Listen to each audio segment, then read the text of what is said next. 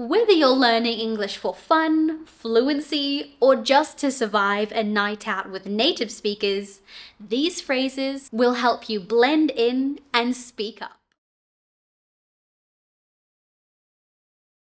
Hey everyone, I'm Catalin from English with Cat Presents.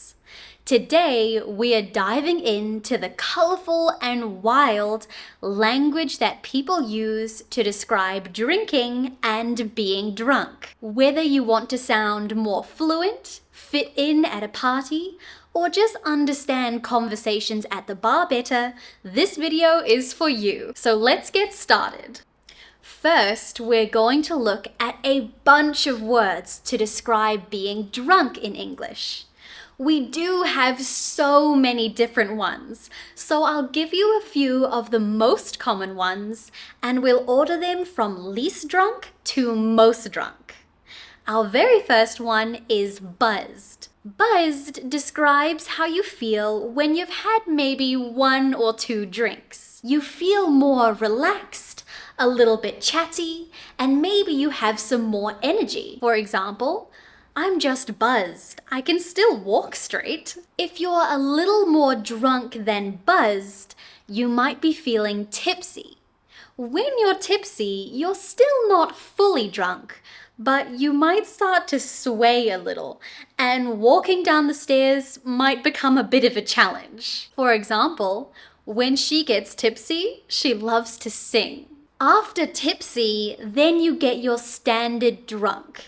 Your speech might be slow, your balance a little off, and your decisions, well, they're a little questionable. For example, he was drunk and tried to order pizza from the post office. Even drunker than drunk, you can call that smashed, plastered, or hammered.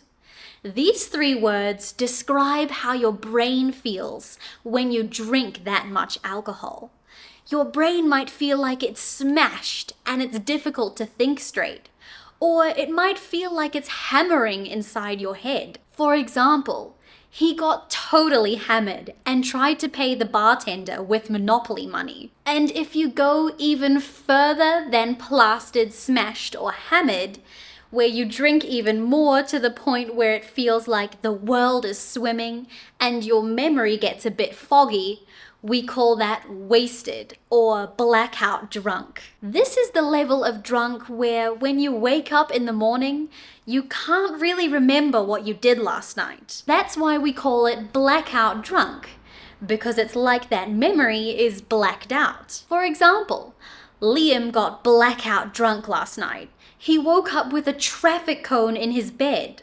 All right, now that we've climbed the drunkometer and you know how to describe all of the different levels of being drunk, let's take a look at some idioms and phrases that native English speakers use to talk about drinking. Number 1 is drink like a fish. We use this idiom to describe a person. If a person drinks like a fish, it means that they drink a lot. And they drink very often. For example, he drinks like a fish, but he still goes to work early every morning. I just don't know how he does it. Now, oftentimes, the reason we're drinking is for celebration. Maybe for a birthday, anniversary, or just for some good news. In these moments, you can use the idiom raise a glass. To raise a glass in English means to celebrate something by taking a drink. After you say, let's raise a glass, everybody should drink. You can use this idiom on its own by saying, let's raise a glass. Or you can also use it with the word to, like, let's raise a glass to finishing our exams. Or raise a glass to the happy couple. Idiom number 3 is the hair of the dog. Everybody has different cures for a hangover. Some people like to sleep, others like to drink a lot of water, or even sweat it out at the gym. For other people, they go for the hair of the dog. The hair of the dog means drinking more alcohol to fix your hangover. For example, He swears by hair of the dog to cure a hangover, but I think drinking lots of water and getting lots of rest is the right way to go. Up next is on the rocks. You can use this idiom while you're ordering your drink at the bar. If you order something on the rocks, that means you only want ice in your cup, no other mixes. For example, a popular drink to order is a whiskey on the rocks, which means that in your glass, you only want whiskey and ice. On the rocks also has one more meaning. We can use it to talk about a relationship. If a relationship is on the rocks, it means that it's likely going to fail soon. For example, after the affair, their marriage was on the rocks. And finally, our last idiom for today is paint the town red. This idiom means to go out and celebrate by drinking, dancing, and having fun. For example, after exams ended, all of the college students went out and painted the town red. So there you have it.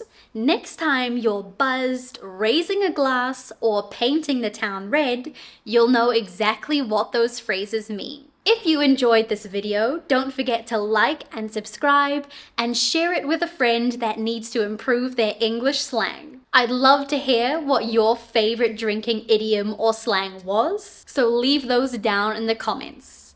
Don't forget to check me out on social media as well. Have a lovely day, everyone, and I'll see you in the next video. Bye!